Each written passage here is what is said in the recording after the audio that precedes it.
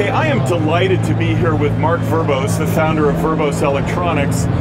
Those of you who have seen my video on the Verbos Complex Oscillator already know how much I love these products, and so it's wonderful to actually meet you and talk a little bit about your whole product line. It's wonderful to be here. Let me just start by giving a little bit of background on how I came to be in this position, sure, doing this product line. So I'm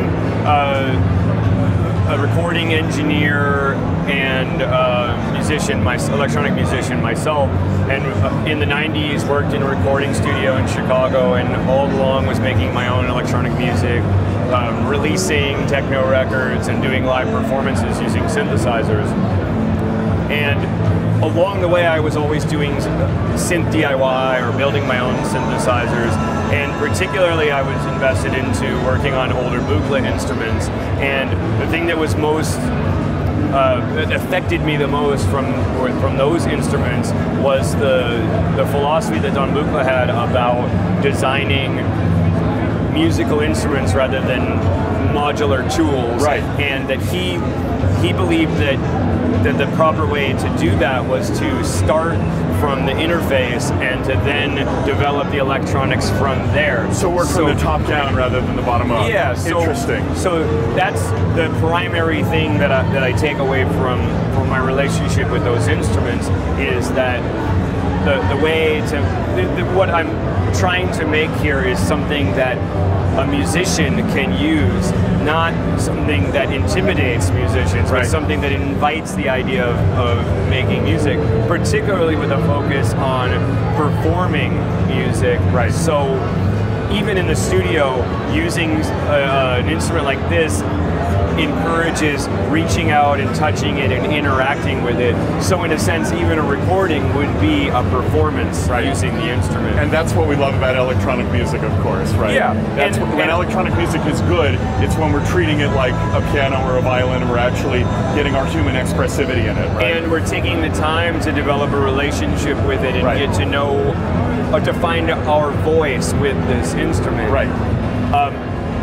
Yeah, I also think that that if you take the time, then you can start to know it in a way that when improvising a performance, you can have an idea and then reach out and make that happen, because your relationship is so connected with the device.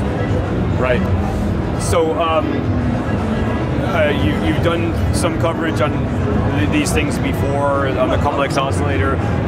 Our most popular module, probably because it's the most unlike anything from another brand, is the Harmonic Oscillator here, which is the same core oscillator that's in the Complex, but instead of the wave shaping involving more traditional wave shapes blended together in wave folding, it uses wave shapers that take the core triangle and fold it around to multiply by 2, 3, 4, 5, etc.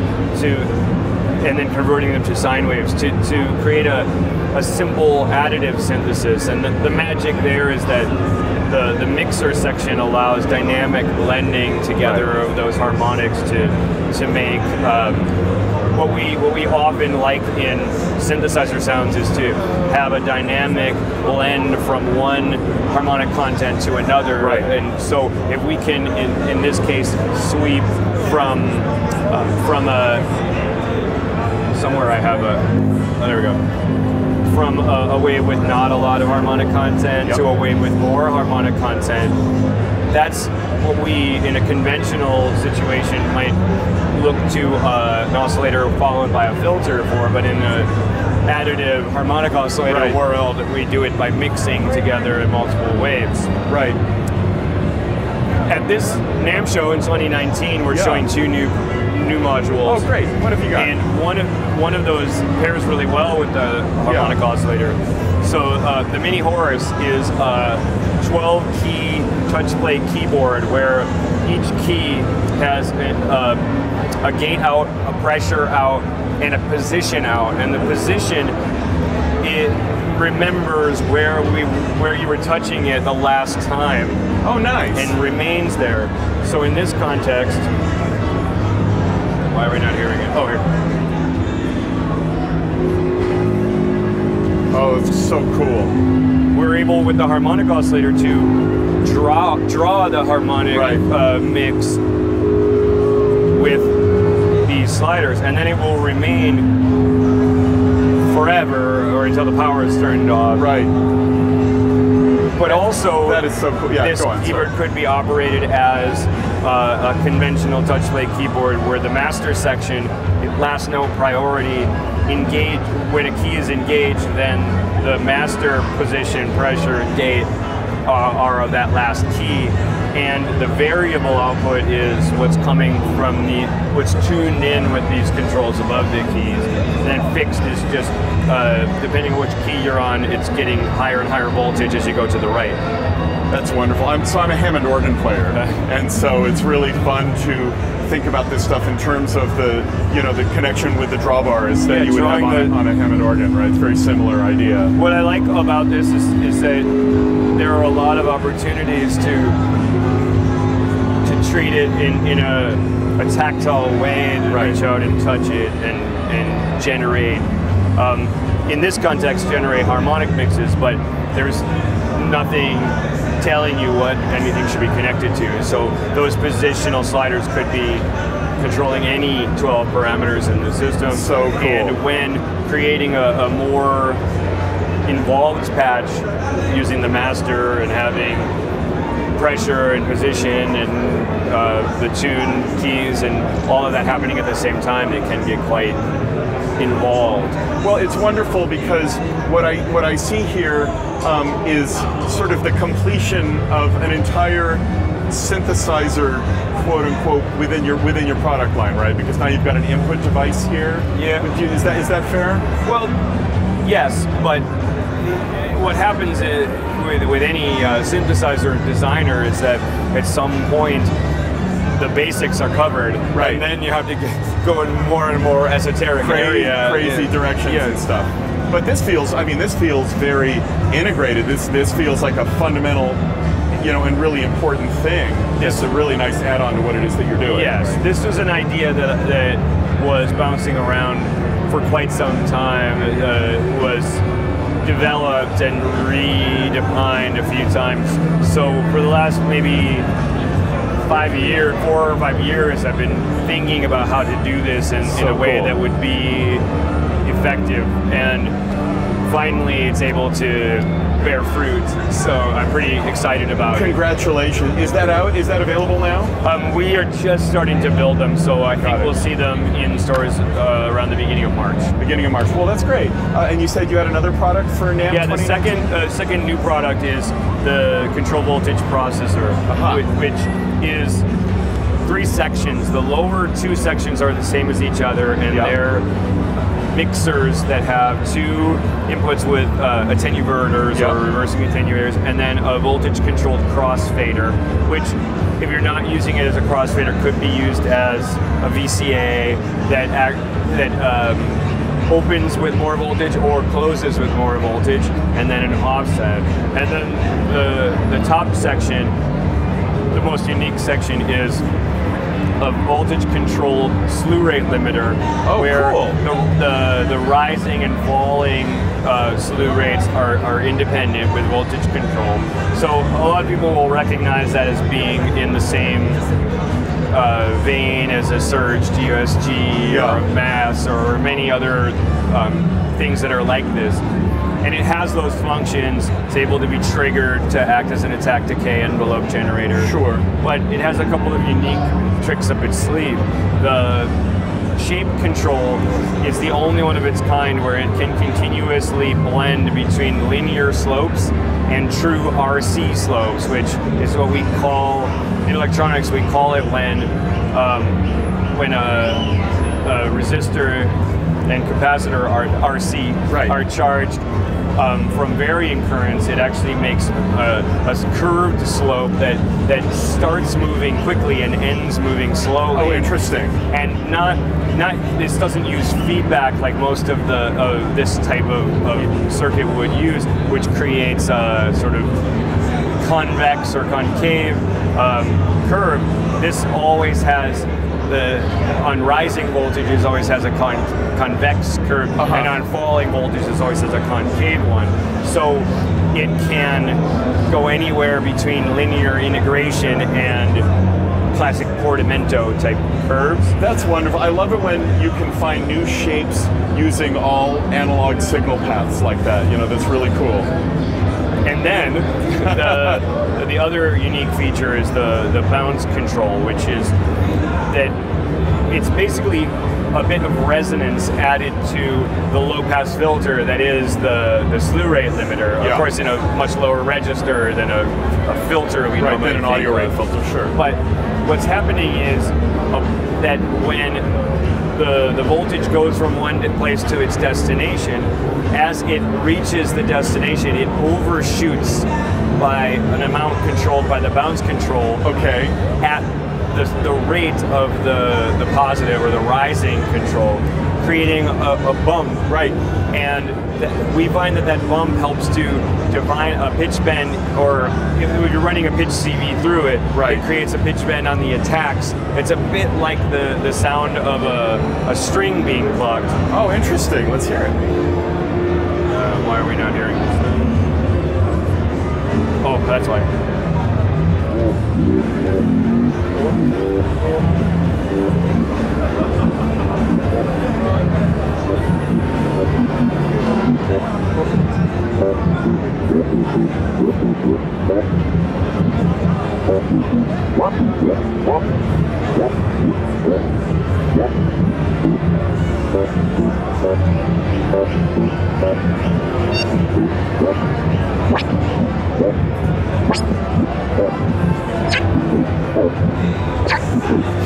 Interesting. Right, I could hear the resemblance to, you know, a violinist starting to have a string, you know, resonate with their bow. Interesting.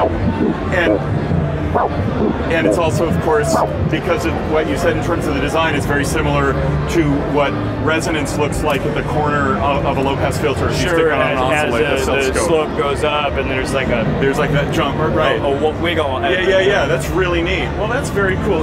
Is this unit out yet, or is this coming out soon? Same timeline. Same timeline, about March. 1st of March. That's wonderful. Well, you know, a couple of overall things. I really want to give you props on your user interface design. I love how easy it is to be able to understand what's happening, and part of that is the layout, and part of it is your very distinctive paint job and the way that, you know, it's just really simple to understand how the different pieces go together, and I like that a lot. In the creation of a system, they have to create a visual language for what you'll communicate within it. Right. And although the colors and the sizes of the knobs, and if there are squares around the jacks, or black or red or whatever, all that's part of it.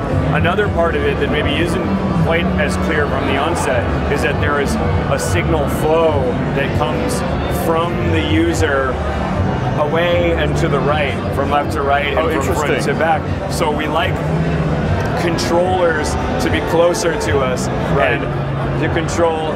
And then we have the sound generating, and then we have the processing, and we have the output. That's very cool. And that happens within the modules as well as in the entire system. Well, that's absolutely wonderful. Mark, I had one other question for you before we wrap up here. Now, I had always thought of you as a Brooklyn guy, but you guys are living in Berlin, Germany now. What's up? We started the company about 5 years ago in Brooklyn, New York, and immediately got involved in a distribution deal with Alex from Berlin for the distribution in Europe. Yeah. And started going over to Germany. I actually used to live in Berlin before I lived in New York. Interesting. But my wife and I do the company together, and we started going over there a lot for work. And she had never been there before, so she quickly fell in love with the place. Sure. And said that she would love to live there. And I said, no, you don't understand. It used to be cool.